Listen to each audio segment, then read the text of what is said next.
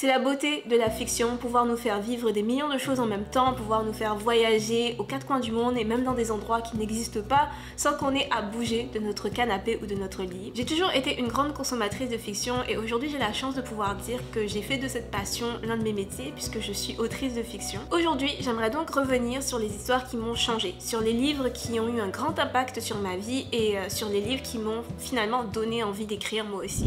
Hello tout le monde, j'espère que vous allez bien. On se retrouve aujourd'hui pour une nouvelle vidéo.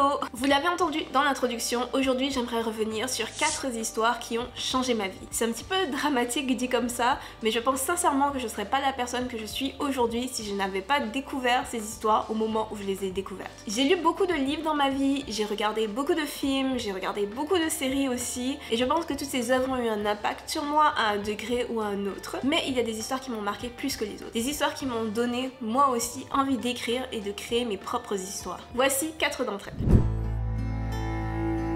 Je ne saurais pas vous dire quel âge j'avais exactement quand j'ai lu Le Château de Hurle de Diana Wynne Jones pour la première fois. Dans cette vidéo, je vais l'appeler Diana Wynne Jones parce que je pense que c'est la bonne prononciation, mais des fois, j'entends Diana Wynne Jones, donc je ne suis vraiment pas sûre parce que j'ai déjà entendu les deux. Le Château de Hurle est un roman pour enfants qui raconte l'histoire de Sophie, une jeune fille qui est transformée en vieille femme par une sorcière et qui doit se réfugier dans le château ambulant d'un sorcier beau mais excentrique appelé Hurle. L'adaptation de ce roman, Le Château ambulant, a été réalisée par les studios japonais Ghibli et est, je pense, beaucoup plus connue que le livre, mais quand j'ai lu le livre, je n'avais pas encore vu le film et à ce jour, je préfère encore largement le livre au film. Le Château de Hurle est, je dirais, le premier roman de fantasy long que j'ai lu de ma vie. Je lisais déjà du fantastique et de la fantasy avant de lire ce livre, tout simplement parce que la majorité des livres pour enfants que je lisais appartenaient aux littératures de l'imaginaire. Mais quand j'ai lu ce livre, c'était la première fois que je lisais un ouvrage de cette taille. Les personnages et l'univers m'ont tellement fait rêver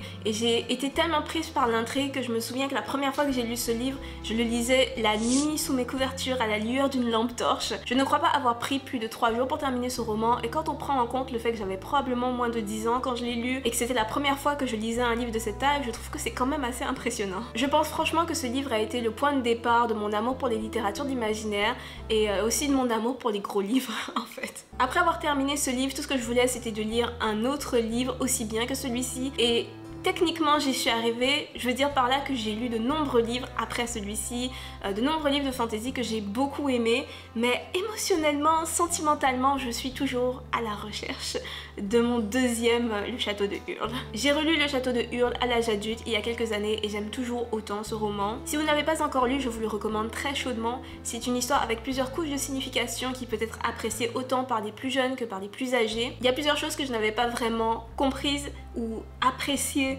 lors de ma première lecture qui m'ont sauté aux yeux lors de ma deuxième lecture à l'âge adulte et qui ont renforcé finalement mon amour pour cette histoire. Et si vous pensez connaître l'histoire parce que vous avez vu le film, détrompez-vous, l'histoire du livre et l'histoire du film sont légèrement différentes et les messages qui sont transmis dans le livre et dans le film sont aussi légèrement différents.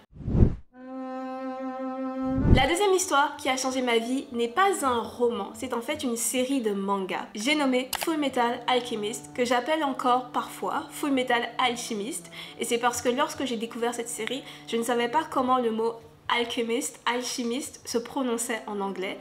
Full Metal Alchemist. C'est une mauvaise habitude qui est restée, je fais encore des fois l'erreur. Si vous me connaissez, vous savez à quel point Full Metal Alchemist est important pour moi. C'est le premier manga dont j'ai été vraiment fan. Avant Full Metal Alchemist, j'ai bien sûr regardé Digimon, Pokémon, Cardcaptor Sakura, comme la plupart des enfants de ma génération je pense, mais c'était juste parce que ça passait à la télé et pas forcément parce que j'avais envie de les regarder, même s'il y en a plusieurs que j'aimais beaucoup. J'ai donc connu Full Metal Alchemist par la première adaptation animée de ce manga, l'adaptation qui est sortie en 2003. J'y serai toujours très attachée même si je sais que ce n'est pas une adaptation fidèle du manga. Le générique du groupe L'Arc-en-Ciel, les images de ce générique sont gravées à jamais dans ma mémoire. Je pense que sur mon lit de mort, j'entendrai toujours cette musique et je verrai toujours ces images. Fullmetal Alchemist est un manga écrit et dessiné par la mangaka Hiromu Arakawa. Au total, ce manga compte 27 tomes qui ont été publiés de 2001 à 2010 au Japon et de 2005 à 2011 en France. Le manga a été adapté 2 fois en animé, une première fois sous le titre Fullmetal Alchemist et une deuxième fois sous le titre Fullmetal Alchemist Brotherhood. Je dirais que Fullmetal Alchemist est sans doute l'un des mangas shonen les plus populaires des 20 dernières années. Il y a 2 adaptations animées qui ont été faites, mais il y a aussi plusieurs films qui ont été faits, un film live action aussi, il y a des jeux, il y a même des romans qui existent. Je suis tombée par hasard sur un épisode du premier animé quand j'avais 10-11 ans. À l'époque, je me souviens que les épisodes étaient diffusés sur une chaîne de musique qui s'appelait MCM, pour ceux qui connaissent, pour ceux qui se souviennent. À l'époque, sur cette chaîne, après des épisodes de Fullmetal Alchemist, ils diffusaient des épisodes de Dragon Ball Z, puis ensuite des épisodes de Dragon Ball GT. J'ai tout de suite été hyper fascinée par l'univers, par les personnages et aussi par le style de dessin. J'ai tout de suite adoré. Fullmetal Alchemist se passe dans un univers fictif. L'histoire se concentre sur 2 frères, Alphonse et Edward Elric, qui entreprennent de ramener leur mère à la vie après le décès de celle-ci. Leur tentative est un gros échec et se passe très mal. Edward perd un bras et une jambe et Alphonse perd tout son corps. Son âme se retrouve piégée à l'intérieur d'une armure. Edward et Alphonse se lancent donc dans une longue quête afin de retrouver leur corps disparu. Fullmetal Alchemist est une longue saga d'apprentissage qui aborde des thèmes assez durs tels que la mort, la guerre, mais c'est aussi une histoire guidée par un thème central assez optimiste et réconfortant. Ce thème central qui est l'importance de la communauté dans le développement d'un être humain. Je suis accidentellement tombée sur Fullmetal Alchemist quand j'avais 10 ans et aujourd'hui, presque 20 ans plus tard, je suis toujours aussi impressionnée par cette saga. J'aime toujours autant cet univers et ses personnages. Je pense que toutes les premières histoires que j'ai écrites étaient une tentative, consciente ou non, de recréer la magie de Fullmetal Alchemist. Beaucoup de mangas et d'animés m'ont marqué et ont profondément influencé ma manière de voir la narratologie / le storytelling, donc ma manière de raconter des histoires. Mais Fullmetal Alchemist a vraiment défini pour moi ce qu'est une bonne histoire. Aujourd'hui, je suis un petit peu plus âgée et je suis consciente que cette série n'est pas parfaite, qu'elle a de nombreux défauts, mais pour moi c'est un peu le blueprint, le schéma de base, et je pense que c'est parce que je l'ai découvert quand j'étais si jeune. Mon seul espoir dans cette vie est de réussir à écrire une histoire aussi bien, aussi marquante en fait que Fullmetal Alchemist. Je vais passer assez rapidement sur la 3e œuvre qui a changé ma vie parce que j'en ai déjà parlé plusieurs fois sur cette chaîne YouTube. J'ai nommé l'Assassin Royal et plus précisément l'univers du Royaume des Anciens dans lequel s'inscrit donc la série de l'Assassin Royal, mais aussi la série des Aventuriers de la Mer et la série des Cités des Anciens. J'écrivais déjà depuis de nombreuses années quand j'ai lu le Royaume des Anciens pour la première fois puisque j'ai lu cette saga adulte. J'étais aussi déjà fan de littérature de l'imaginaire, mais j'écrivais principalement du fantastique et pas de la fantasy. Je dirais que c'est cette histoire qui m'a donné envie d'écrire spécifiquement de la fantasy. J'ai déjà fait 2 vidéos sur cette série, la première ici qui date un petit peu, dans laquelle je vous parle de l'univers, des personnages, du système magique, je rentre vraiment dans les détails, et j'en ai fait une la semaine dernière dans laquelle je parle de la narration non fiable de l'Assassin Royal, qui est un aspect que j'aime beaucoup dans cette série. J'ai vraiment été impressionnée par la grandeur et la complexité de cette saga, et surtout par la profondeur et l'humanité des personnages. C'est cette série qui m'a permis de comprendre qu'il est tout à fait possible d'écrire de la fantasy et d'écrire des personnages qui soient très complexes et humains. C'était quelque chose que à l'époque je n'avais jamais vu aussi bien fait dans une histoire de fantasy. Tous les romans de fantasy que j'avais lus à l'époque étaient tellement focalisés sur l'intrigue et sur l'univers que les personnages n'étaient jamais particulièrement marquants ou intéressants. Pour avoir une histoire axée sur des personnages, pour avoir des personnages complexes et très humains, j'avais besoin toujours de lire de la littérature contemporaine. Le Royaume des Anciens m'a prouvé que c'était tout à fait possible d'avoir une intrigue prenante, un univers bien travaillé et des personnages complexes. Maintenant, je ne peux pas m'en empêcher, je compare toutes les séries de fantasy que je lis au Royaume des Anciens. C'est plus fort que moi, y compris mes propres romans. J'espère vraiment pouvoir un jour écrire un personnage aussi développé et aussi complexe que Fides, le héros de cette série.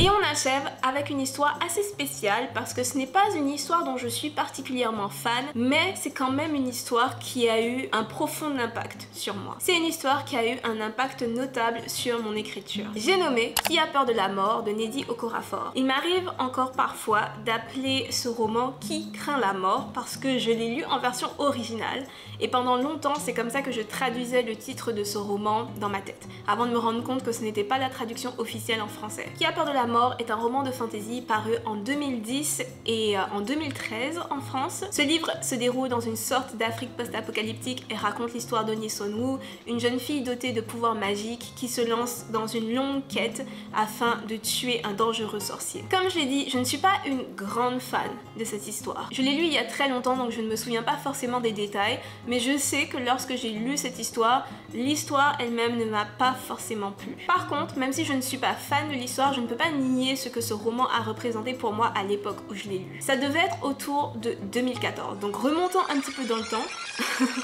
On rembobine un petit peu. En 2014, il n'y avait pas de Black Panther. Le film Black Panther n'existait pas encore. De sang et de rage de Tomi Adeyemi, pas encore paru. Des personnages noirs dans un roman de fantasy, très rare, très difficile à trouver. Pour être complètement honnête avec vous, avant de lire Qui a peur de la mort en 2014, je n'avais jamais encore lu de roman de fantasy avec des héros noirs et je n'avais jamais encore vu d'univers de fantasy inspiré par des cultures africaines. Et pourtant je lisais déjà beaucoup de fantastique et de fantasy. Qui a peur de la mort était donc vraiment spécial quand c'est sorti à l'époque. Ça a été l'une des premières histoires d'African futurisme et dans une moindre mesure d'afro-fantasy, même si je sais que l'autrice n'aime pas lorsqu'on utilise ce terme pour parler de ses œuvres. Le livre a aussi gagné beaucoup de prix très importants dans les littératures de l'imaginaire. Bref, je n'ai pas particulièrement aimé l'histoire, mais en lisant ce livre, j'ai vraiment pris la pleine mesure de l'absence des personnages noirs dans les littératures de l'imaginaire et plus précisément de l'absence d'histoires afro-centrées finalement dans ces genres littéraires. De mon côté, quand j'écrivais des histoires, et à l'époque c'était principalement donc du fantastique et de la fantasy,